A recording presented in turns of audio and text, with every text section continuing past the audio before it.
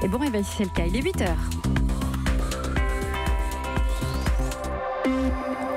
Votre matinale info, c'est jusqu'à 9h avec Nikos Aliagas. Bonjour David Doucan. Bonjour Nikos, bonjour à tous. 3 titres à la une avec vous David. Vous nous écoutez peut-être tout en versant les céréales. Vous avez un œil vers la salle de bain pour vérifier que les enfants se brossent bien les dents. C'est la rentrée scolaire. Nous serons dès le début de ce journal avec vous.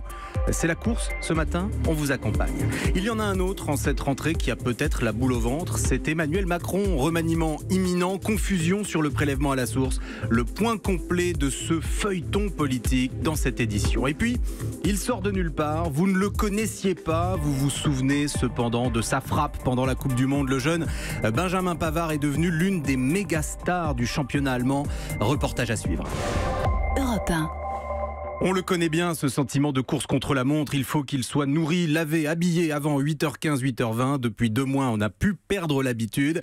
Mais aujourd'hui, c'est la rentrée scolaire. Jihan Bergaoui, vous êtes à Puteaux. La famille Descré a eu la gentillesse de vous accueillir. Alors, est-ce que tout se passe bien, Jihan? Est-ce que tout le monde gère le stress? Eh bien oui, jusqu'ici, pas de grosse pression ou d'appréhension pour les enfants. C'est peut-être les parents qui sont les plus stressés, qui tournent en rond. Évidemment, le réveil plus matinal que ces dernières semaines pique un peu. C'est d'ailleurs difficile pour la petite Théa. Elle rentre tout à l'heure en CE1 et elle ne voulait tout simplement pas se lever. Alors, elle est finalement debout à la table avec le reste de sa famille. Sandrine, la maman, Alex, le papa et Sam a bientôt 11 ans. Le chocolat chaud et les tartines grillées passent un peu moins bien que d'habitude dans cette journée très particulière. Petite boule au ventre pour les parents et pour Sam. Il est juste à côté de moi, encore en pyjama. Lui, dans moins d'1 heure, il entre dans la cour des grands au collège en 6e. Et Sam, toi, t'es plutôt excité par cette rentrée. Oui, je suis vraiment excitée parce que j'aimerais bien rentrer en 6e, retrouver mes copains. Et je suis vraiment contente d'avoir des nouveaux profs. Ouais, et tu me disais tout à l'heure, toi tu vas dans un collège de garçons. Ah oui, c'était plutôt cool parce qu'avec les filles c'est un peu moins marrant, voilà. Bon voilà, Sam il va aller s'habiller, son cartable est prêt dans le couloir de l'entrée et c'est son père qui l'emmène tout à l'heure au collège. Il est là papa, Alex? Il est là, je peux lui juste à côté parler, de moi. Qui est-ce qui est le plus stressé dans la famille, Alex? Vos enfants ou vous? Ah non, clairement moi, il n'y a aucun souci là-dessus, aucune question. Pour le pyjama, il faut vite se changer, vous allez être en retard, je vous le dis tout de suite. Ah oui, non, ne vous inquiétez pas, tout est prêt là. Vous avez fait le cartable hier soir, vous les avez aidés, Alex? Non, ça c'est ma femme qui s'en occupe. Je ne suis pas trop cartable fourniture. La prochaine fois, ça va être vous. Merci, bonne rentrée à vous et à votre famille. Merci Alex, merci beaucoup. Et je vous remercie, bonne journée, au revoir. On est tous pareils, Nikos, c'est les parents qui sont les plus stressés. C'était le reportage en direct de Jihan Bergaoui. Cette rentrée, ce sont aussi beaucoup de nouveautés. Interdiction du portable à l'école et au collège, dictée quotidienne en primaire, le dédoublement aussi des classes de CE1 dans les réseaux d'éducation prioritaire. Et puis David, le ministre veut que les enfants connaissent le premier couplet de la Marseillaise à la fin du CE2. Oui, cela fait partie du projet civique de Jean-Michel Blanquer. Comme toujours, certains s'y opposent, jugeant l'exercice fastidieux. Mais la réalité, c'est que ce ne sera pas si difficile. Nous sommes champions du monde de football. Cela ne vous a pas échappé. Alors la Marseillaise, on a eu maintes fois l'occasion de la chanter cet été. Les enfants aussi. Reportage Théo Manval. Et si les soirées télé devant la Coupe du Monde avaient servi de devoir de vacances, Raphaël, sur le point de rentrer en CE2, maîtrise déjà sur le bout des doigts son premier couplet de la Marseillaise. Contre nous de la tyrannie, l'étendard sanglant élevé. Tout hier, même la justesse, et c'est bien grâce aux 7 matchs des Bleus cet été en Russie. J'adore le foot et vu qu'à chaque match ils chantaient la Marseillaise, j'ai appris le refrain devant la télé. Après, je regardais les paroles sur Google. Je connaissais juste à nos enfants la patrie. J'ai appris la Marseillaise avec mon papa. Ce qui donne d'ailleurs le sourire à Monique, la grand-mère, plutôt contente de voir le retour de l'hymne dans les classes. Moi, je me souviens qu'on l'apprenait. Les Anglais connaissent le God Save the Queen, les Américains connaissent leur hymne national. Mais il reste quand même du boulot. Pour certains petits camarades, on est allé faire le test. Contre nous de la tyrannie. Non, je connais pas.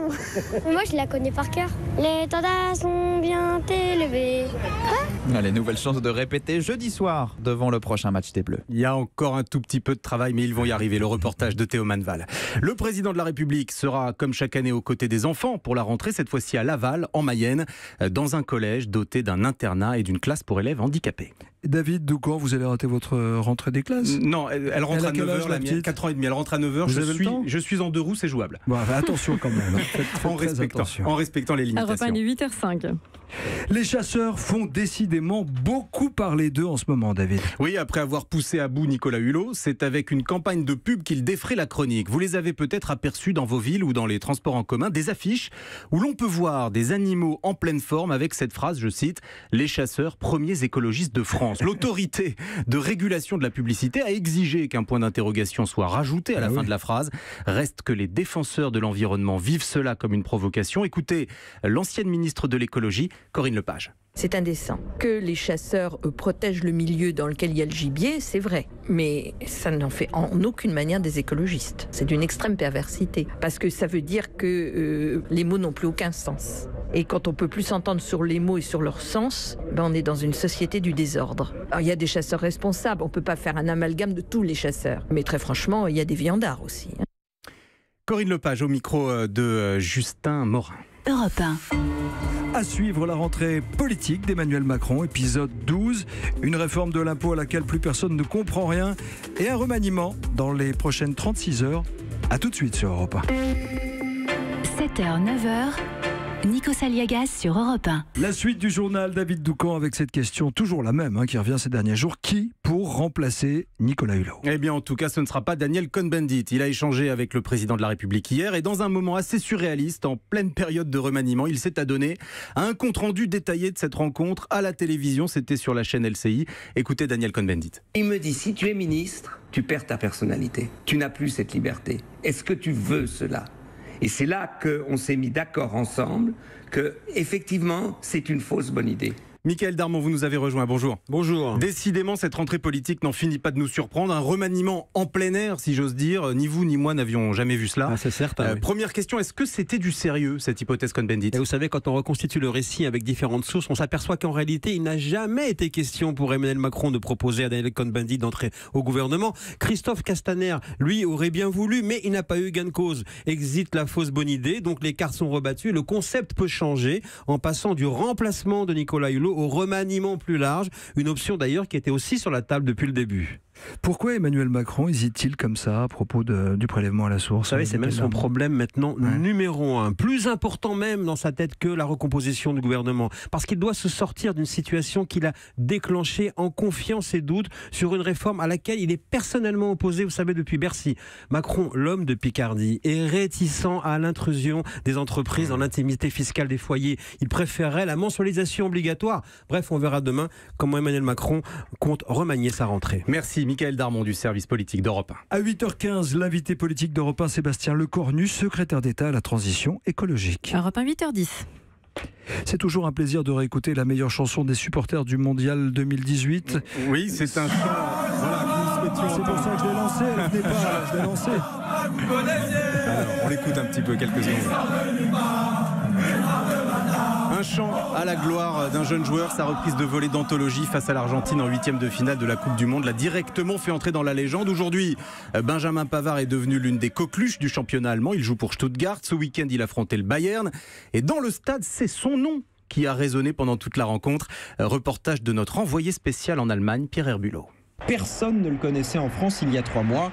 Aujourd'hui à Stuttgart, ce sont 60 000 supporters qui hurlent son nom. Sur les écrans géants du stade, une photo de Benjamin Pavard, maillot de l'équipe de France sur le dos, Coupe du Monde à la main. Une immense fierté pour Philippe. C'est génial qu'un de nos joueurs soit champion du monde. J'ai regardé tous ces matchs avec mon fils. On a même essayé d'acheter le maillot de la France, mais il était en rupture de stock. Il s'est donc rabattu sur le maillot blanc de Stuttgart, avec le nom du Français derrière. Comme tout le monde, d'ailleurs, constate Sacha de la boutique officielle. J'ai l'impression de ne vendre que des maillots Pavard, c'est dingue. De plus en plus, depuis la Coupe du Monde, à la fin de la saison, c'est lui qu'on aura le plus vendu. Sur le terrain, chaque tacle de Pavard est appuyé par toutes les tribunes. Même s'il pourrait changer de club en fin de saison, il est devenu le joueur le plus populaire de l'équipe, d'après Jessica. Naturellement, je suis heureuse parce qu'il reste avec nous. En remerciement, les supporters ont même commencé à apprendre la fameuse chanson à sa gloire. Stuttgart, Pierre Herbulot, Europe 1. C'était le journal de David Doucan. Rendez-vous demain, 8h. Avec plaisir, à demain.